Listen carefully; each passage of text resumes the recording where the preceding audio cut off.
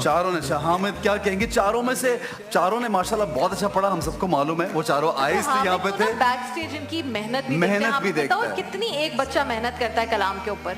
यकीनन जब आप मुकाबले के लिए घर से निकलते हैं तब से लेकर यहाँ तक, और उससे पहले भी जितने दिन आपके पास होते हैं, लगातार उठते बैठते चलते फिरते मुकाबले की तैयारी सब करते हैं। मुझ समय जब हम भी करते थे, यहाँ जो हमारे सीनियर सनाखा बैठे ये भी यही बात कहेंगे। और ये बच्चे जब बाहर आते हैं लगातार वो घूमते चलते फिरते कलाम पढ़ रहे होते हैं। और इसमें जो आप फरमाते हैं, इसमें सबसे अहम किरदार हमारे सर शायद भुट्टो साहब का भी है। उन्होंने जब ऑडिशंस लिए, सिलेक्ट किए, अल्हम्दुलिल्लाह जितने बच्चे यहाँ आ रहे हैं मेहनत के साथ आ रहे हैं, कोशिश कर रहे हैं। लेकिन ये जो लास्ट हमारा सेमीफाइनल हुआ था और आज का, ये जब हम बच्चों को मुकाबले में ऑनर जब हम एक टास्क दे देते हैं तो ज़ाहिर है थोड़ा मुश्किल हो जाता है। इस वजह से हमारे ये दोनों सेमीफाइनल में कोई आम टास्क नहीं है। ज़ाहिर है बहुत ही ऐसे कलाम जो कि